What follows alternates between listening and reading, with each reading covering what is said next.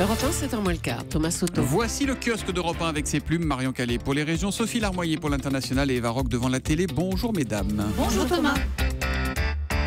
Ce matin, en découvrant la une de Libération, vous allez forcément penser à ça. Quand t'es dans le désert depuis trop longtemps. Jean-Patrick Capdevielle planté dans le désert. La une de Libé, c'est une immense photo de désert avec ces quelques mots qui se détachent. La gauche, plus rien. La débâcle n'en finit plus pour les socialistes, poursuit CNews Matin, qui titre « Le PS peut-il survivre ?» Aujourd'hui en France parle d'une ambiance d'enterrement au PS. Bon, c'est pas franchement mieux à droite, qui, écrit le journal quelques pages plus loin, redoute une dérouillée. Seule l'humanité veut encore y croire un peu, la gauche au défi de mobiliser l'électorat populaire. En fait, c'est le Figaro qui résume le chaos général. Après la vague En Marche, droite, gauche et FN sont sous le choc. Une vague qui est si haute, dont l'ampleur est si grande, une hécatombe si spectaculaire que les battus comme les survivants du premier tour des élections se demandent comment ils en sont arrivés là, écrit l'Opinion. Sur son dessin de une, CAC a installé Marianne dans le cabinet de Freud. Il lui montre le dessin d'une espèce de bestiole. Il demande alors là, vous voyez quoi? Réponse de Marianne, comme avec chaque carton précédent, Macron, Macron, Macron.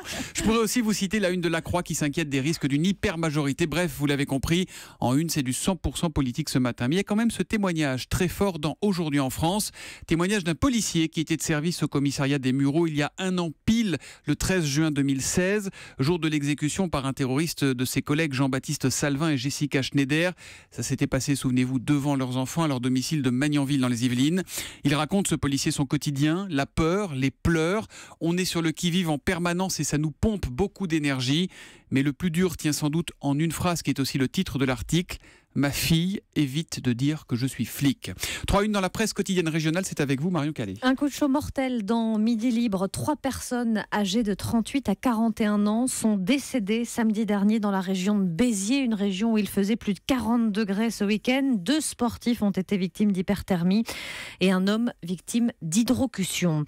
Une jolie tête d'affiche à la une de Presse Océan. Claudio Ranieri en passe de s'engager avec le FC Nantes pour 2 ans. L'entraîneur italien passé par Chelsea, la Roma ou Monaco, s'il vous plaît. Il a 67 ans et l'âge limite c'est 65, donc il faut que Nantes obtienne une dérogation pour qu'il puisse effectivement s'asseoir sur le banc. Un sourire aussi dans la montagne, celui du syndicat interprofessionnel de la Fourme d'Ambert. Ce fromage s'invite à partir d'aujourd'hui chez McDo, dans tous les McDo de France, un burger blue cheese et bacon qui assure à la filière tout de même un débouché de près de 300 tonnes par an. Et ce matin, on apprend que McDo va proposer des couverts dans ses 1400 restaurants, des couverts en plastique recyclable. On ne pourra plus manger avec les doigts chez McDo, c'est quand même dommage. Hein, bon, bref. L'histoire du jour, c'est un sérieux problème au balcon de l'Elysée. La résidence présente de sérieux signes de fatigue, écrit Ouest France ce matin. D'importants travaux de rénovation doivent d'ailleurs être lancés à l'automne. En attendant donc, interdiction d'accéder au balcon ou de s'appuyer sur les garde-corps. La consigne vient d'être passée aux propriétaires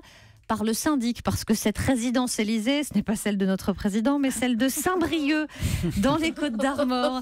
Une résidence... Notre président des colocataires. Alors, on a tous marché. Une résidence des années 70 qui a mal vieilli, les garde-corps ont rouillé. Certains se sont même désolidarisés des balcons auxquels ils sont censés être fixés.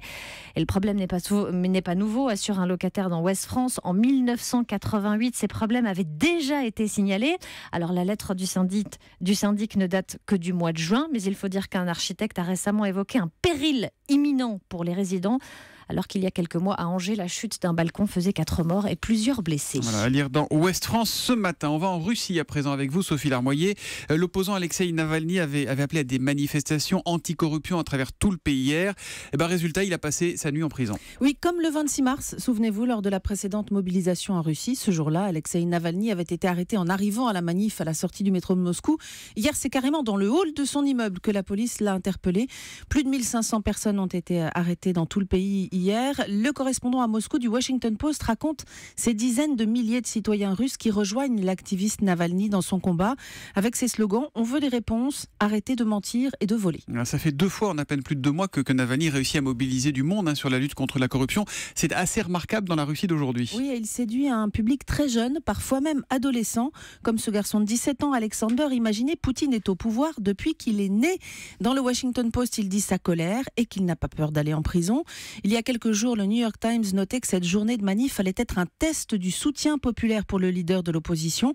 Il veut se présenter à l'élection présidentielle de mars 2018, malgré les procès qui lui ont été faits, qui l'en empêchent en théorie. Oui, parce qu'il y était une manœuvre derrière tout ça. On Absolument. le condamne et comme ça on le rend inéligible. Il a beaucoup de procès sur le dos. Et donc, raconte le New York Times, Navalny tisse sa toile, il ouvre des bureaux en région et puisqu'il est banni de la télé d'État depuis quelques mois, il a sa propre chaîne sur YouTube. Et alors là, comment réagissent les autorités russes ? Après la mobilisation de mars, certains membres de la Douma ont suggéré que les étudiants qui avaient participé aux manifs soient exclus, manière de les intimider. Autre technique, la diffusion dans certaines facs de petits films présentant Navalny comme un larbin des États-Unis. Le New York Times raconte la rébellion d'étudiants à Saint-Pétersbourg qui ont suggéré que soient aussi projetés les documentaires de Navalny sur la corruption des élites russes, histoire de pouvoir vraiment discuter. Et puis quand même, après le 26 mars, Alexeï Navalny avait été copé de 15 jours de détention. Cette fois, c'est 30. En tout cas, il n'en perd pas son sens de l'humour, Navalny, puisque hier soir, sur son compte Twitter, après sa condamnation, il a écrit « Non seulement ils ont volé tout le pays, mais en plus, à cause d'eux, je vais manquer le concert de Dépêche Mode à Moscou, qui est prévu début juillet. » C'est aussi ça, une forme de résistance. On regarde la télé ce soir. Oh, vous allez nous faire coucher tard, Eva Rock, France 3 à 23h05, ça s'appelle Retour aux sources. C'est France 2, je vous ai mis France 3, mais c'est France 2, pardon. Alors France 2 à 23h05, c'est Retour aux sources. Magazine présenté par Marie Drucker, qui va permettre à Sonia Rolland de mener des recherches généalogiques. Alors c'est vraiment une enquête à la Sherlock Holmes. Elle est née d'un père français, d'une mère rwandaise, et elle va avoir quelques difficultés dans ses démarches. Explication avec sa maman. La particularité au Rwanda, c'est que personne ne porte le nom du père. Du père, non. Vous avez chacun votre nom. On a chacun son nom. Parce que chaque nom signifie quelque chose, c'est pour ça. Bah ouais, mais comment vous faites pour retrouver la généalogie ? On connaît. C'est comme ça. Tu connais le père du père et du Du père père. Mais tu sais que vous pouvez rendre dingue un généalogiste avec ça.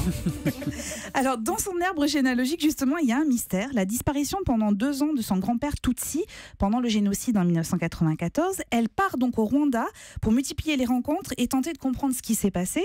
Et elle finit par apprendre que son grand-père a été sauvé par un Hutu, un certain Aaron, et elle le retrouve, ce monsieur, qui lui raconte la suite. Le directeur m'a dit de lui attribuer un lit comme s'il était malade. Et on lui a créé un faux dossier d'entrée à l'hôpital. Nous l'avons mis dans la chambre numéro 6. Chaque jour, je venais lui rendre visite. Un jour, des miliciens Hutus l'ont repéré. Ils voulaient le balancer par la fenêtre. Je leur ai donné de l'argent pour qu'il renonce. C'est arrivé plusieurs fois, jusqu'à ce que je sois à court d'argent. J'ai alors emprunté sur le budget de l'hôpital. Alors, a priori, suivre une personnalité, faire des démarches généalogiques, c'est pas un concept des plus intéressants. On dit que c'est à trouver le sommeil. Voilà, mais sauf que le magazine est une réussite parce qu'il utilise cette histoire personnelle pour raconter la grande histoire. Vous allez tout comprendre sur notamment le conflit entre les Hutus et les Tutsis au Rwanda. C'est absolument passionnant sans jamais être mièvre et c'était un vrai défi. Voilà, elle a cette formule assez drôle. Elle dit « Moi, j'ai pas un arbre généalogique, j'ai un baobab ». Exactement. Voilà, c'est donc, comment ça s'appelle ? Sonia Rolland, Oui. Retour aux sources sur France 2 à 23h05. Et si vous êtes un peu couche-tôt, vous pouvez voir tout ça en replay. Merci les kiosquières. Un petit mot de Thomas Joubert, le grand direct des médias à 9h. Grand direct des médias, nous recevrons Grégoire Margoton qui commentera ce soir le match France-Angleterre pour TF1. Merci beaucoup. Chez nous, c'est Cyril de la Morinerie qui le commentera. Il a Ah au ben moins voilà. autant de talent, mais on en accueillera Grégoire avec beaucoup de plaisir. Évidemment. Merci beaucoup, Julie.